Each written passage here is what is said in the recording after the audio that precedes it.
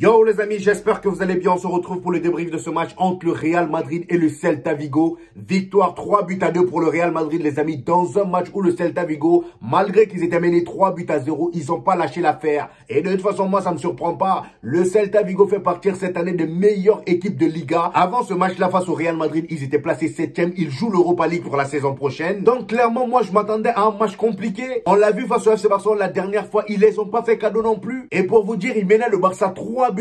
Malheureusement pour eux, ils se sont fait remonter vers la fin. Aujourd'hui, on a frôlé la catastrophe. Fallait voir comment je me chiais dessus. Parce que là, les amis, on était à 3-2. Ils ont même failli égaliser. Heureusement qu'on avait un grand Thibaut Courtois. Là, sur ce match-là, on passe à un but du drame. Parce que si le Celta Vigo égalisait, les amis, on aurait été dans la merde. Parce qu'imaginez un instant si on avait fait match nul ou perdu ce match-là. Au Classico, le Barça aurait pu directement être champion s'il gagnait face à nous. Et ça aurait été une humiliation en plus. On n'a pas besoin de ça. Même si le Barça termine champion, mais faut pas que ça soit devant notre bève. Combien de fois ils vont prendre des trophées devant nous? C'est une humiliation. La Copa del Rey, la Super Coupe d'Espagne, ils ont tout pris pendant qu'on était là à les regarder. Vous imaginez si pour la Liga aussi c'est la même chose? Heureusement qu'on a gagné aujourd'hui et je remercie Thibaut Courtois parce que le Celta Vigo, ils allaient égaliser. Je sais même pas comment on s'est débrouillé pour se foutre dans ce bourbier là aujourd'hui alors qu'on menait 3-0 tranquillement. Après, j'ai envie de dire, l'arbitre aussi a été bizarre hein, parce qu'il y a eu plusieurs actions du Real Madrid qui n'a pas sifflé. Il y avait un penalty sur Valverde et il y a même une main dans la surface du Celta Vigo. Mais bizarrement, l'arbitre n'a rien sifflé. Sur le premier but du Celta Vigo marqué sur corner, les amis, il n'y avait pas corner. Avec tous ces petits détails là, si le Real Madrid perdait aujourd'hui, là, ça aurait été un vol. Eh oui, les amis, je veux être clair là-dessus dès le départ. Aujourd'hui, en première mi-temps, dès le début du match, j'ai vu un Real Madrid qui était vraiment prêt à un découdre. Vinicius, il avait l'air vraiment bouillant. Malheureusement, au fur et à mesure que le temps passait, le gars, il commençait à se calmer un peu. On a débuté aujourd'hui avec un système de 4-3-3. Étant donné que Rodrigo n'était pas là, le gars, il est malade, il n'a même pas été convoqué pour ceux qui se posent la question. Ça m'a un peu titillé de revoir Arda Güler sur le côté, mais je me suis dit, bon, faisons confiance à Carlo Ancelotti. Je pense qu'il a compris que ce petit-là a besoin d'être dans le cœur du jeu. Et effectivement, pendant le match, il y avait des changements de système. À un moment donné, Arda Güler, il est venu au milieu.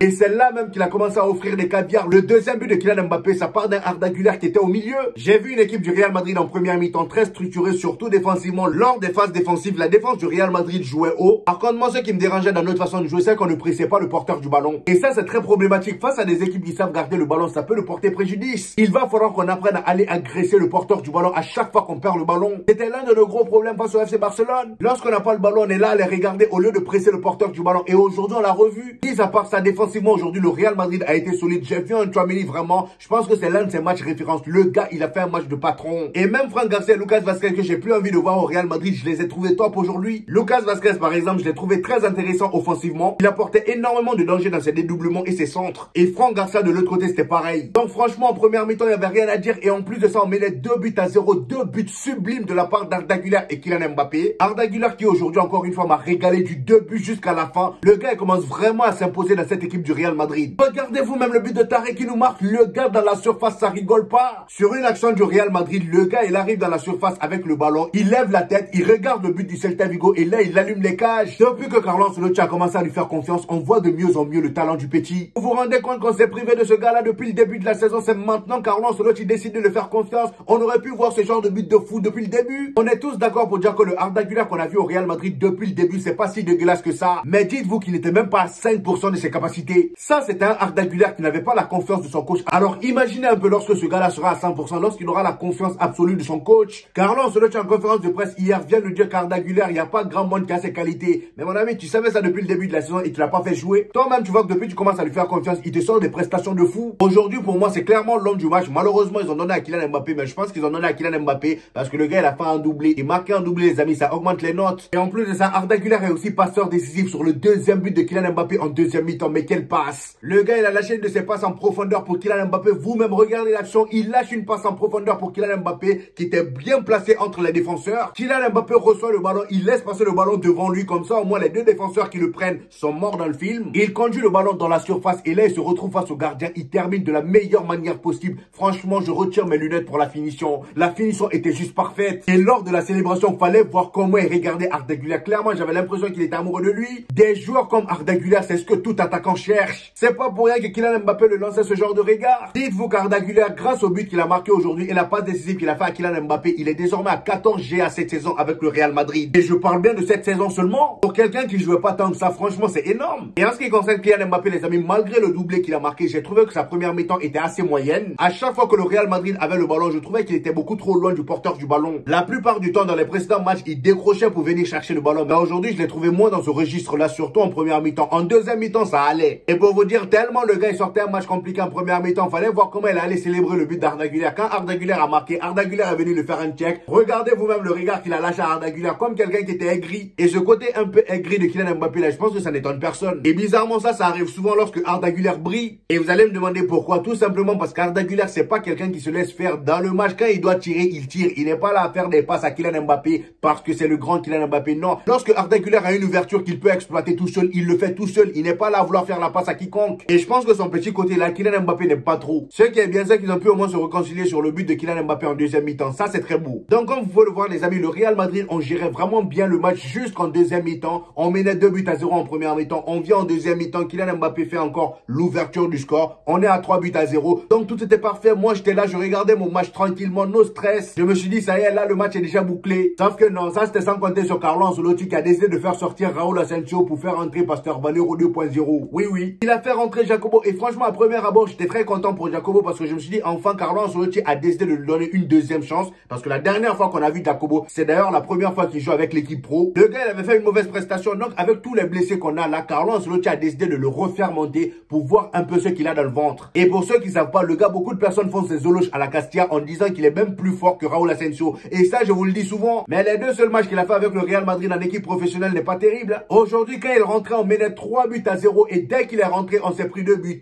On s'est pris 2 buts. Et il y en a un, c'est clairement de sa faute. Le gars, il fait un marquage pourri. Le buteur du Celta Vigo était complètement libre, les amis. Et d'ailleurs, c'est pas que de la faute de Jacobo. Ça, c'est de la faute de toute la défense du Real Madrid parce qu'on avait laissé trop d'espace. Donc, le joueur du Celta Vigo s'est faufilé dans les espaces laissés par le Real Madrid. Et il vient de dépasser M. Jacobo. Au lieu de le bloquer, non, Jacobo le laisse passer. Le gars, il part marquer tout seul. Et moi, comme vous le savez, les amis, j'ai pas trop de patience. Je commence même à perdre patience avec lui. J'étais d'accord pour lui redonner une chance aujourd'hui, mais franchement, ce que je vois là, les amis, c'est pas possible. Et je sais pas pourquoi, mais la première fois que je l'ai vu, je savais qu'il y avait un truc qui clochait chez lui, mais je savais pas vraiment c'était quoi. C'est aujourd'hui, j'ai compris ça lorsqu'il s'apprêtait à rentrer. Je vous mets une capture, les amis. Quand vous voyez cette scène-là, les amis, ça vous rappelle rien? Moi, personnellement, ça me rappelle quelque chose. Quand j'ai vu cette scène-là, les amis, j'ai eu l'impression d'être déjà vu. Et effectivement, j'avais raison, les amis. Et effectivement, j'avais raison, les amis. Donnez-moi la différence avec cette scène de Valero. Comment deux joueurs peuvent se ressembler autant? Vous vous ressemblez physiquement, vous avez la même tête et vous avez la même façon de jouer et le même level de nullité. Et aujourd'hui, j'ai compris que ce gars-là, c'est en fait la réincarnation du Pasteur Valero. Étant donné que le frérot, depuis le début de la saison, il joue jamais. Là, il a clairement trouvé un autre moyen de jouer. Je suis sûr que c'est Pasteur Valero qui a lui. Sort de ce corps, mon ami. On sait que t'as pas beaucoup de temps de jeu, t'as même 0 temps de jeu. Et c'est pas pour autant que tu vas aller te réincarner en Jacobo. Faut sortir de lui, s'il te plaît. Parce que là, les prestations qui nous sortent là, ça me rappelle trop ton prime. Moi qui étais tout content en me disant qu'avec tous les blessés qu'on a en défense, il y a des jeunes de la Castilla qui allaient monter pour nous aider un peu. Finalement, on se retrouve avec un autre Pasteur Valero. Non, vraiment, Jacobo, là, c'est plus possible. Franchement, Carlo Ancelotti, il faut le laisser là où il est là, à la Castilla. S'il est si bon que ça, vendez-le, c'est mieux. Parce que vu comment le championnat est tendu là, on n'a pas droit à l'erreur. Donc, c'est pas le moment de tester ce genre de joueur-là. Au lieu de lui faire jouer l'original. Pasteur Valero, il est au banc depuis tout ce temps. Étant donné que c'est le même style de joueur. Vraiment, l'entrée de Jacobo là, a failli nous foutre dans la merde. Hein. On s'est pris 2 buts, les amis. On a même failli prendre le 3e but. Mais heureusement que Thibaut Courtois était là pour faire l'arrêt qu'il a fait là en 2 temps. On allait faire match nul, voire même perdre ce match. Et en parlant de Thibaut Courtois, les amis, si on a gagné ce match là, c'est grâce à cet homme là. Les arrêts qu'il a sortis aujourd'hui, dès la 6e minute, le gars il a sorti un arrêt de taré. Je sais même pas comment il arrive à s'étendre autant. J'ai l'impression qu'il a des doigts de 12 cm. Le premier but de Kylian Mbappé, ça part de lui. Le gars il fait un arrêt de malade. Le Real Madrid part en compte. Kylian Mbappé sur le côté, il conduit le ballon jusqu'à l'entrée de la surface. Il essaye de tirer, il glisse. Mais heureusement pour lui que son pied touche le ballon, ça rentre en lucarne. Très très beau but. Et ça c'était grâce à qui encore une fois? C'est grâce à Thibaut Courtois. C'est le genre de gardien qui te fait clairement gagner un match. C'est pas pour rien que le Real Madrid a décidé de faire exception sur lui pour le prolonger encore une fois. Parce que oui les amis, pour ceux qui savent pas, le Real Madrid, je crois, ils ont une politique qui dit qu'en gros ils ne prolongent pas ou ils ne prolongent pas de plus d'1 an ou de 2 ans des joueurs qui dépassent plus de 30 ans. Alors que Thibaut Courtois, lui, il a dépassé la trentaine, mais ils ont quand même décidé de le prolonger. Et franchement, ils ont fait un très bon choix parce qu'au jour d'aujourd'hui, il fait partir des meilleurs gardiens au monde. Et d'ailleurs, les amis, grâce au doublé de Kylian Mbappé aujourd'hui, il dépasse la barre des 35 buts. Dites-vous que lors des 5 dernières saisons, il a toujours dépassé la barre des 35 buts. C'est énorme. Et en championnat, il est désormais à 24 buts. Il a un but de rattraper Robert Lewandowski pour le Pichichi. Malheureusement pour lui, Robert Lewandowski est ressorti de blessure. Je pense que voilà, apparemment, il va jouer le match retour contre l'Inter. Malgré tout, les amis, c'était quand même un très très beau match. On a vu de très belles choses. Thibaut Courtois m'a régalé, Arda Güler m'a régalé, Kylian Mbappé, malgré que c'était compliqué en première mi-temps, en deuxième mi-temps, il s'est un peu rattrapé. Il a terminé homme du match. Et le Real Madrid, on a fait l'essentiel. On est passé à côté d'une catastrophe, certes, mais aujourd'hui, on a fait fait ce qu'il fallait. Maintenant, place au Classico. On pourra aller préparer ce Classico-là vraiment de la meilleure des manières pour aller les dégommer. Au moins essayer de gagner cette Liga-là. Bref, on verra bien le jour J. C'était mon avis sur ce match, les amis. Donnez-moi vos avis en commentaire. Comme d'habitude, j'hésiterai pas à vous répondre. N'oubliez pas le petit pouce bleu qui fait toujours plaisir, les gars. Ça aide au référencement. Pour ceux qui viennent de découvrir cette chaîne, ici on fait des vidéos débriefs des matchs du FC Barcelone et du Real Madrid. Et quand il n'y a pas de match, on fait des vidéos actualités. Donc abonnez-vous pour ne rien rater. Et on se dit au prochain épisode, les gars. Peace!